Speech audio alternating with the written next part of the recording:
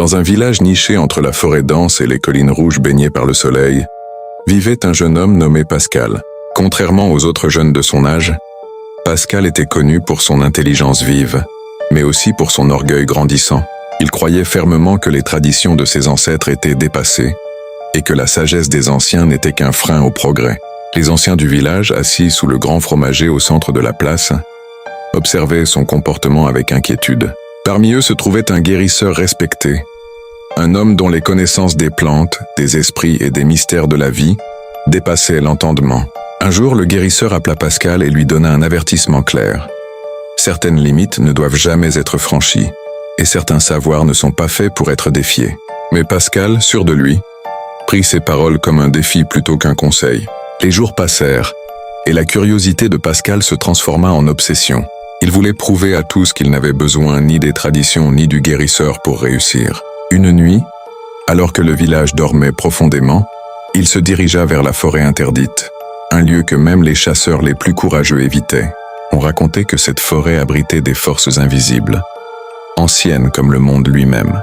Pascal s'enfonça dans l'obscurité, guidé par son arrogance et son désir de puissance. Au cœur de la forêt, il trouva une clairière où poussait une plante rare, connue pour ses propriétés extraordinaires. Sans hésiter, il l'accueillit, ignorant les signes étranges autour de lui.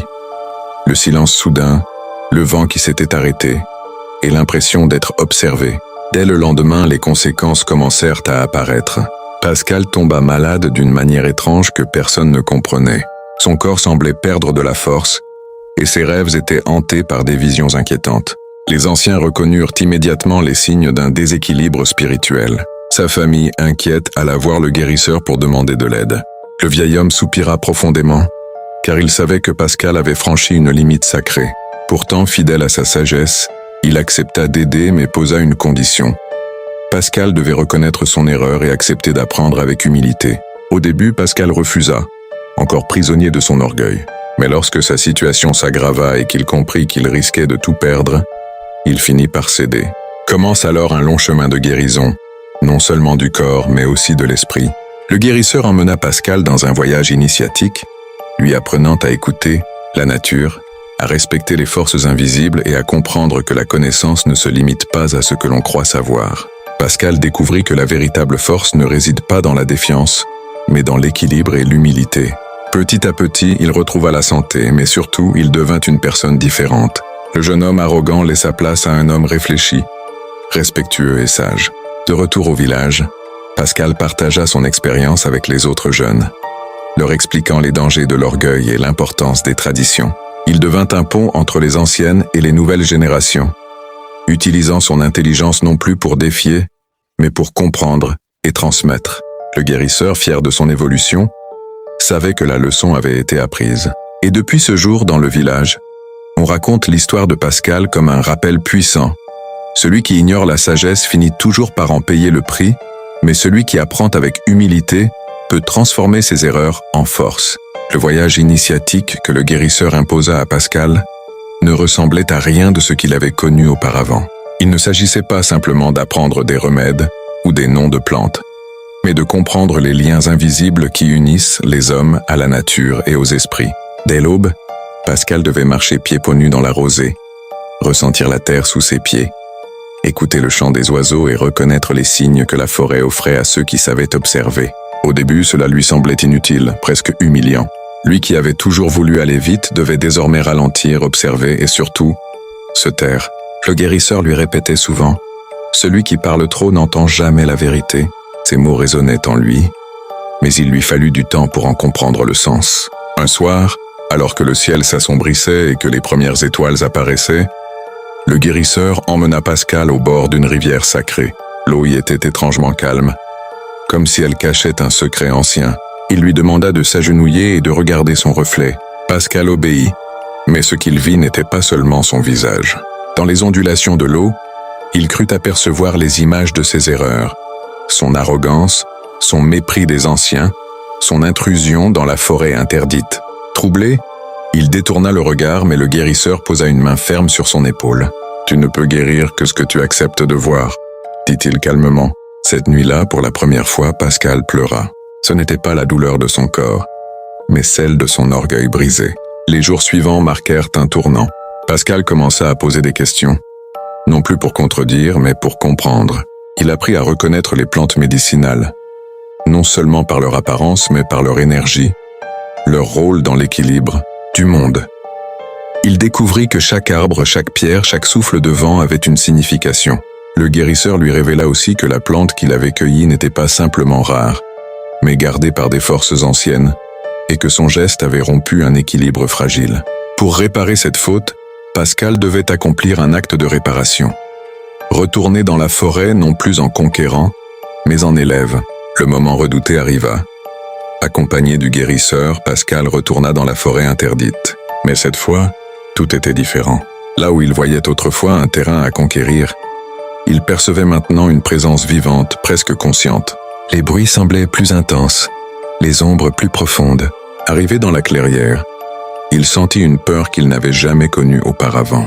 Le guérisseur lui fit signe d'avancer seul. Tremblant, Pascal s'agenouilla à l'endroit où il avait arraché la plante. Il ferma les yeux et avec une sincérité nouvelle demanda pardon. Le silence qui suivit fut lourd, presque oppressant. Puis une brise légère se leva comme une réponse invisible.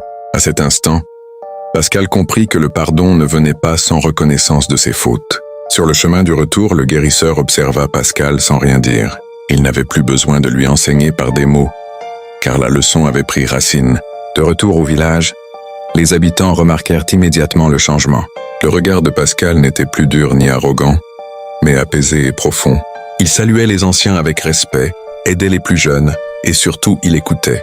Là où il cherchait autrefois à prouver sa supériorité, il cherchait maintenant à apprendre et à transmettre.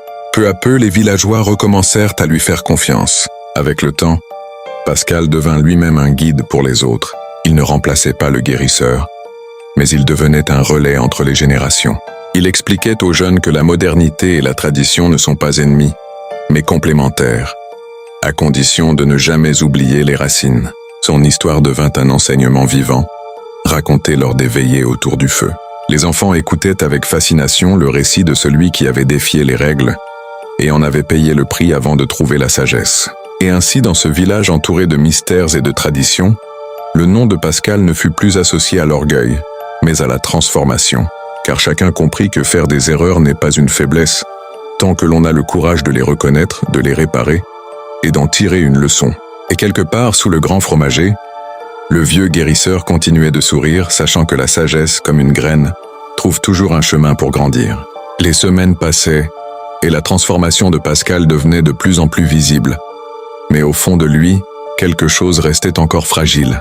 Même s'il apprenait à écouter et à respecter, il portait toujours une peur silencieuse, celle de retomber dans ses anciennes erreurs. Le guérisseur, qui percevait ce trouble sans que Pascal ne dise un mot, décida de le confronter à une épreuve plus profonde, une épreuve qui ne concernait ni les plantes ni la forêt, mais son cœur. Un matin, avant même que le soleil ne se lève, le guérisseur réveilla Pascal et lui demanda de le suivre sans poser de questions.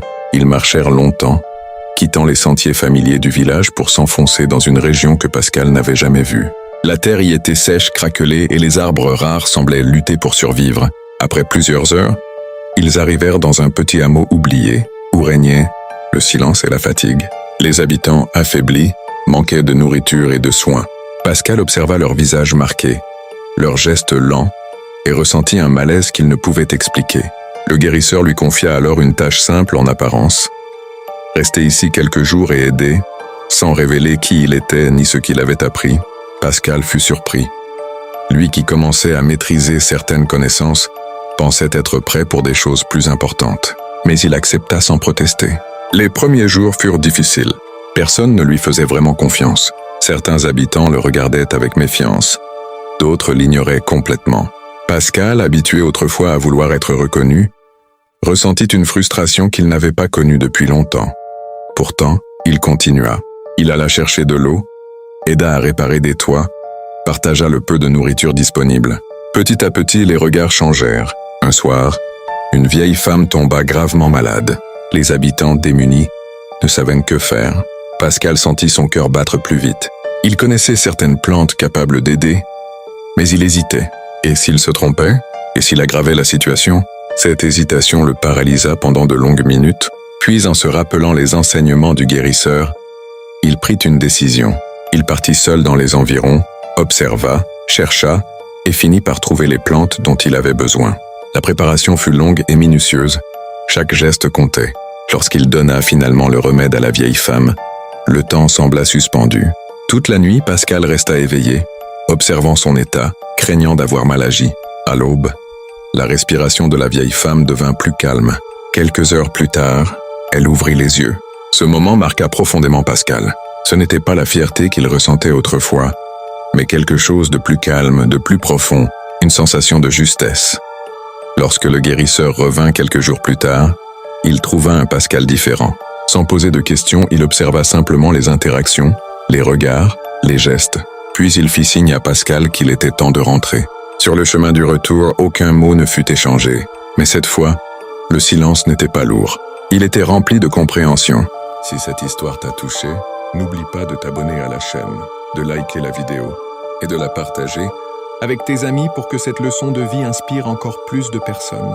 Et surtout, reste connecté parce que la prochaine histoire sera encore plus surprenante et bouleversante. Et abonne-toi maintenant et active la cloche pour ne rien manquer.